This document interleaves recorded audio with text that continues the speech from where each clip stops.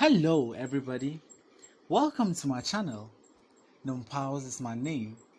If this is your first time here, please like, comment, subscribe and share this video. And if you are an old subscriber, thank you for coming back. Today, my team and I will be taking you on an educative journey on some historical landmarks in Salaga.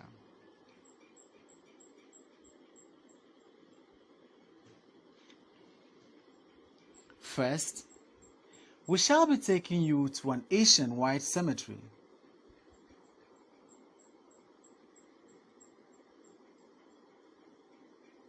Our next site will be the Salaga slave market. We will then proceed from the Salaga slave market to the cluster of wells, popularly known as Guadagwai.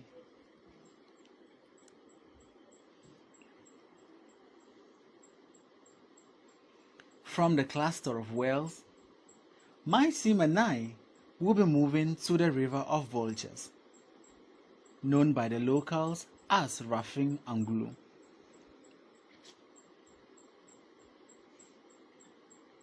Then again, my team and I will be taking you to the Salaga slave wells and bath. Finally, we shall be taking you to the Salaga slave master's well.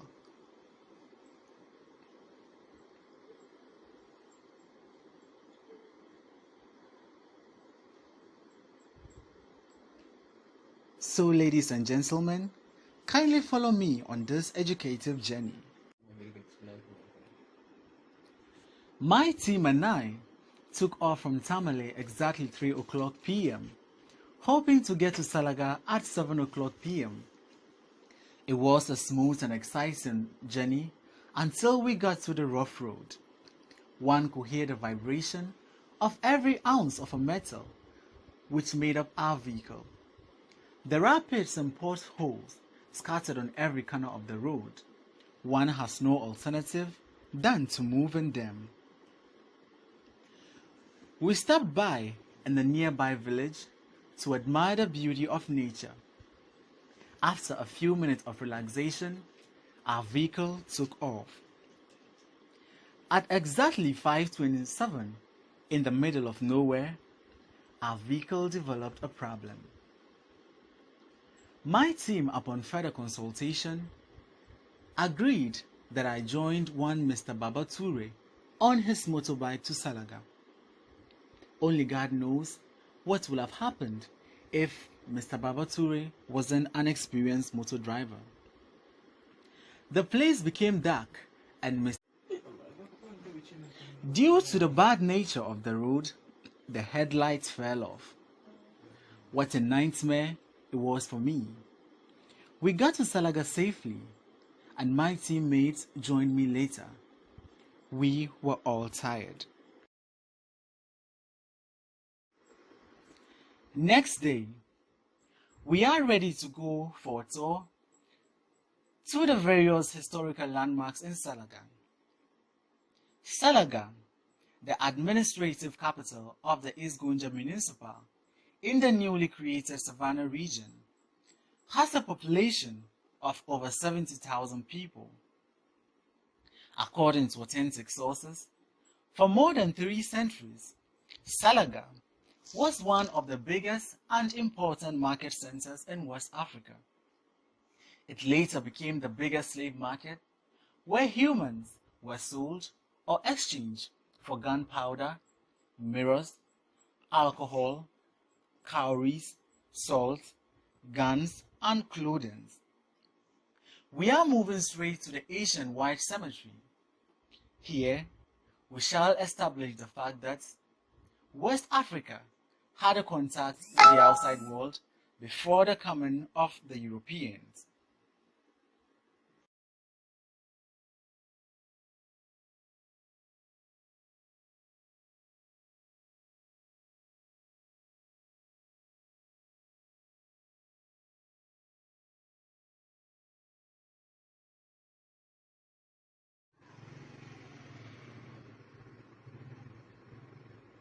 Welcome to the Asian White Cemetery.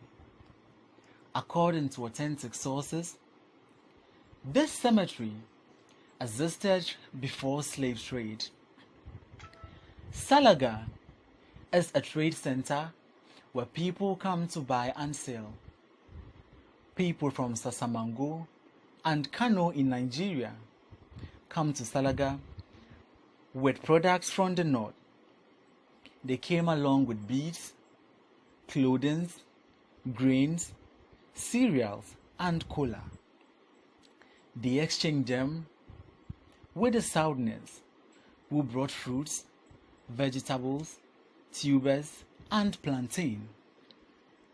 As a result, people from all walks of life traveled to Salaga for different purposes.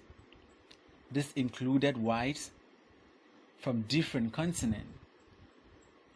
Some came for evangelism and trade. Others came for exploration and health purposes. The mortal remains of whites who passed away were buried here. This goes to establish the fact that Africa had a contact with the outside world before the coming of the Europeans. Taking a close look at the video, the stones you see are used to demarcate boundaries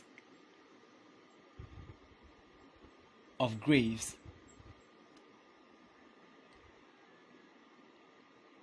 And all the blocks that you see here are graves of people that have collapsed.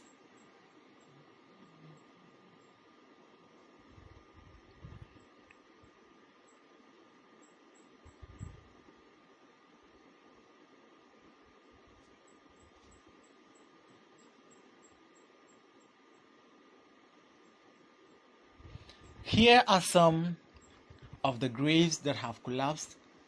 If you take a closer look,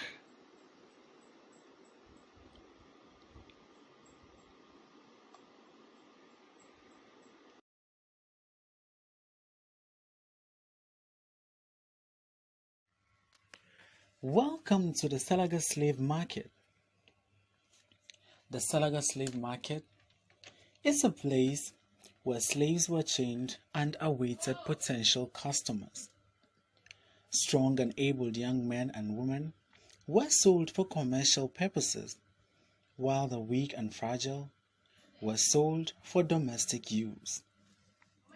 A good slave can sell up to £5 to a slave master, or exchange for alcohol, clothing, and gunpowder. Parents who could no longer control or cater for their children's basic needs sent them to the Salaga slave market in exchange of clothing and alcohol. This is the warehouse where the shackles and chains were kept.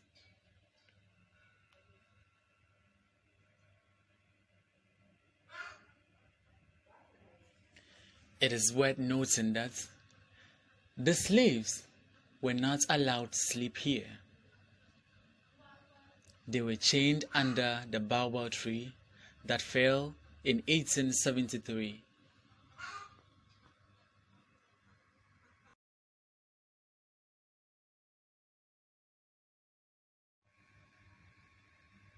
This is the slave master's well.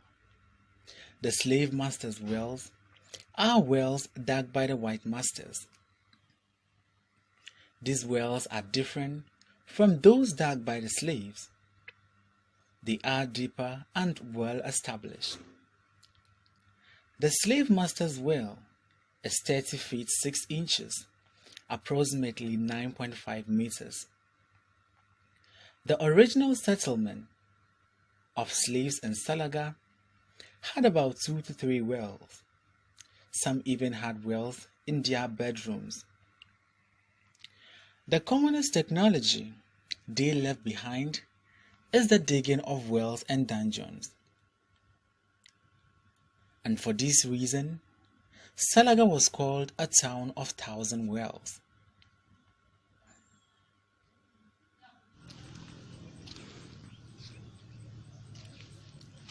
This is another of the slave master's wells. These wells were dug for the purpose of water security.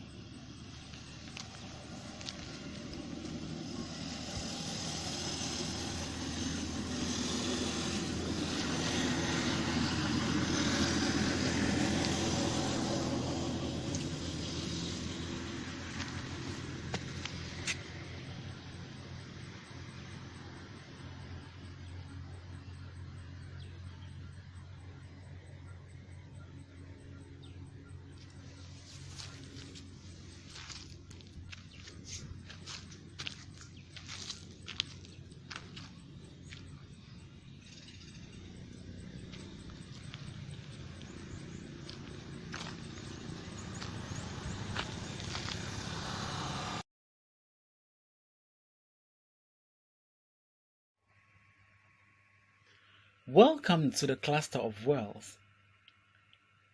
The cluster of wells is popularly called Guadaguay. This place had about 50 wells. Due to soil erosion, the wells collapsed and formed a huge gaping hole. During the rainy season, this hole is filled with water and poses a potential threat to the society. We shall be taking a closer look at how this gaping hole looks like.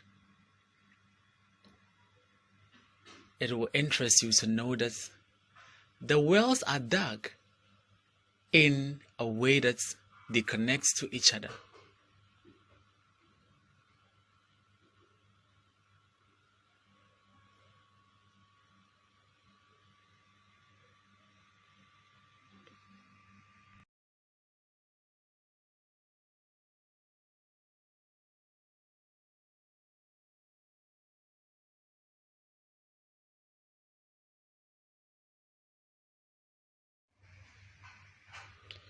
Once we get into the gaping hole, you will realize that this place was full of wells, and these wells collapsed to form this gaping hole.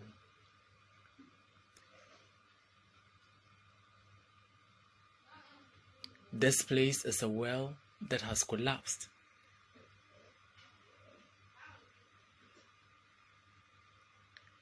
If you watch carefully,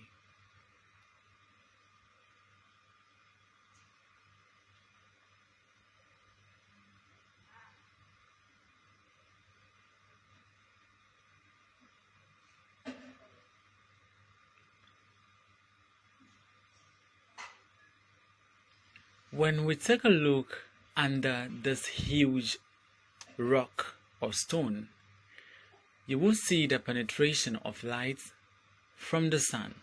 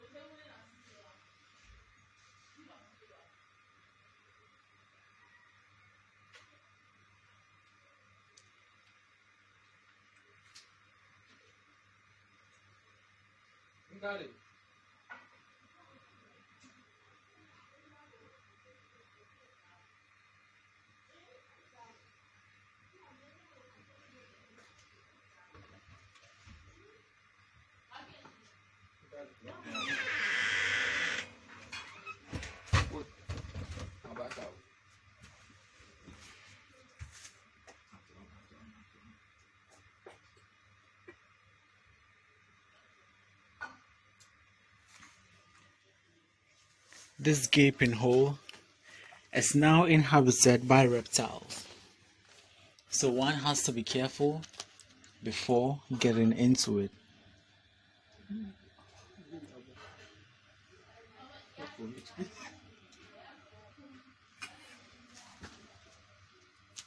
If If you watch clearly, you will see the reflection of light from the sky. That is a hole or a well that has collapsed. There are several wells that have collapsed here. This is another light from the sky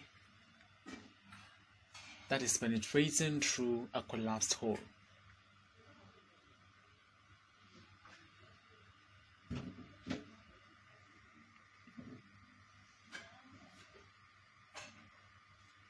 This is another collapsed.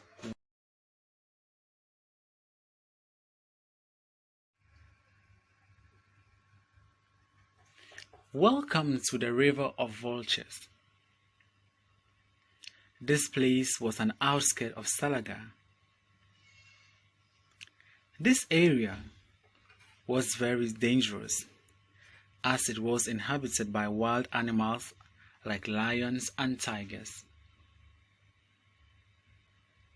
Since the slaves had no relation and no family members, no one has time for burial.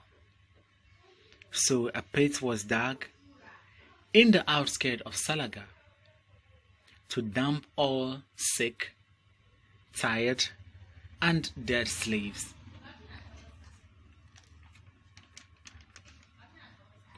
Wild animals like tigers and lions feast on the sick, tired, and dead slaves.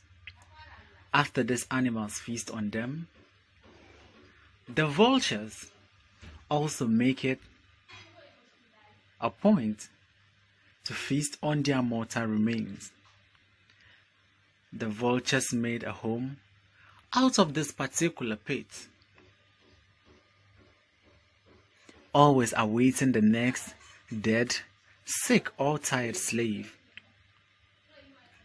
This made the slaves to name this particular place Rafin Anglo, a Hausa phrase which means River of Vultures. Let's take a closer look at how the River of Vultures looks like. It now serves as a source of drinking water for both humans and animals. At the time my team and I got there, we saw people fishing, others washing, and bathing.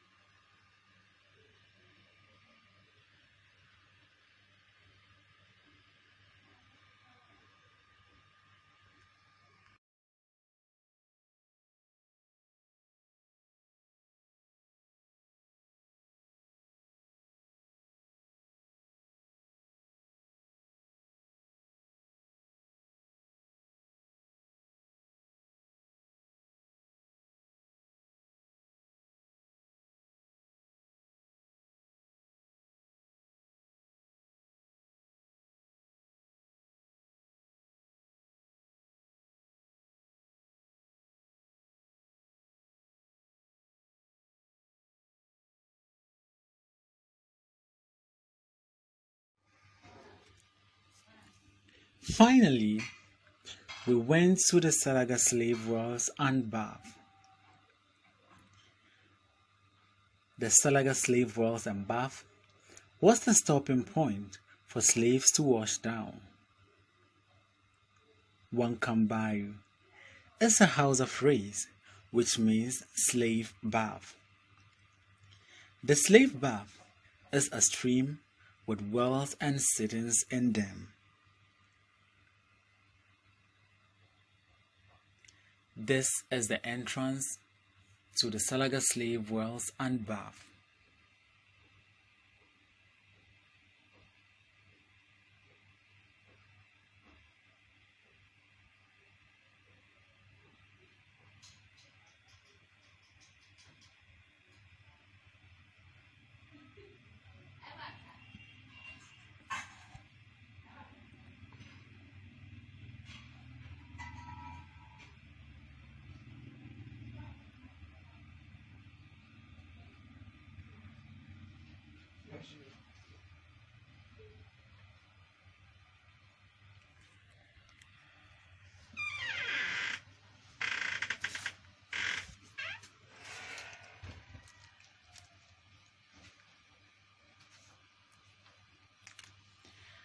The slaves made sittings where they go to bathe. During the rainy season, they bathed in the stream, and in the dry season, they fetched water from the sittings and wells to bathe. It will interest you to know that every middleman to the white had his own sitting in the Salaga slave wells and bath. Let's take a look at the first well.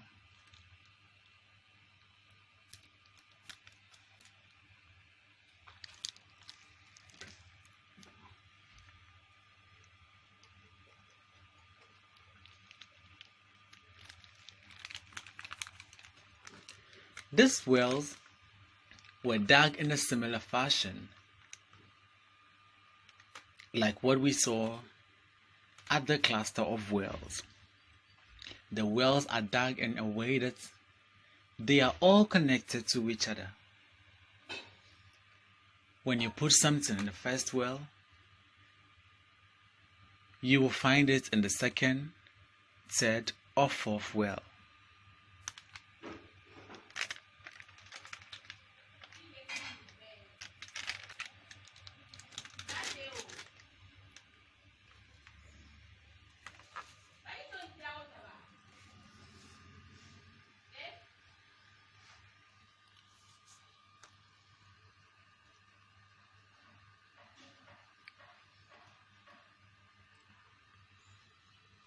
This is the second well.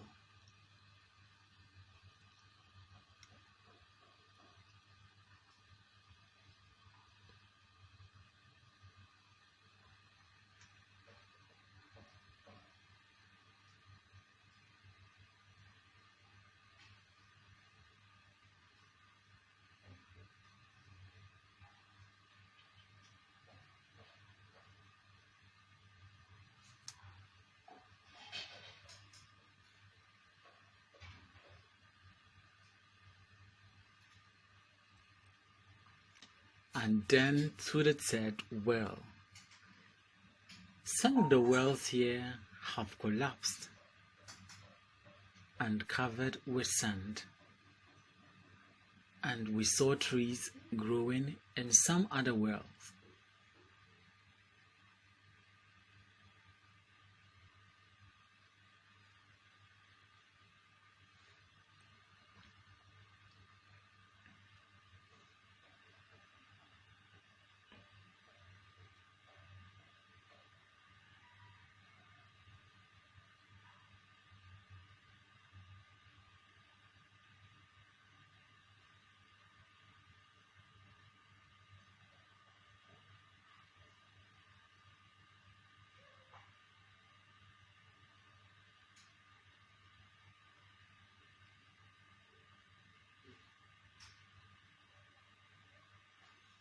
These wells were made from clay and stones.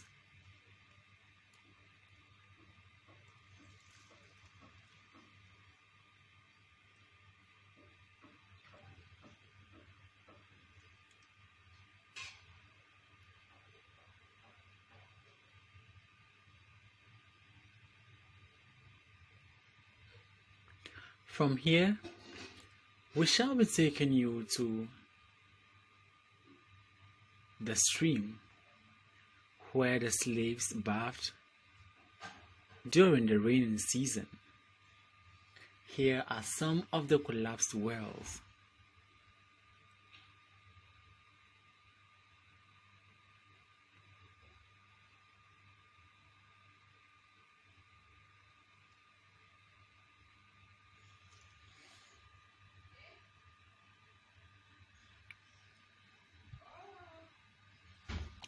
This is another collapsed well.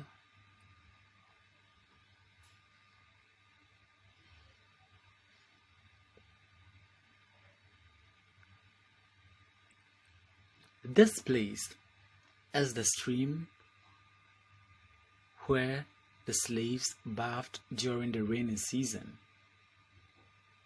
At the time we shot this video, it was in the dry season, so the slaves would fetch water from the wells and citings to bath. But during the rainy season, this place is all filled with water, and the slaves go into the stream to bath. And when slave trade was abolished in 1807, those who had slaves for domestic use couldn't keep them anymore, and those who had slaves for commercial purposes couldn't sell them. They had no alternative than to free them. These newly freed men and women had lost their relations and families, and some couldn't trace their way back home. So they had no other alternative than to settle in Salaga. As a result,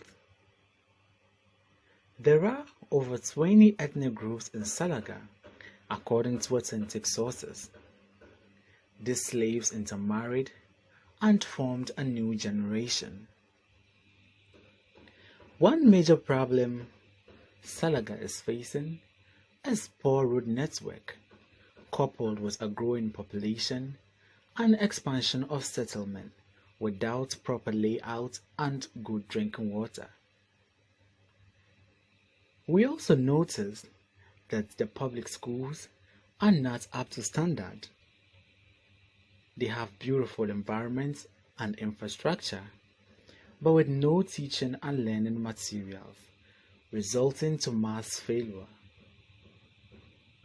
Before I go, I would like to thank Mr. V.I. Bukari for sharing his knowledge with us.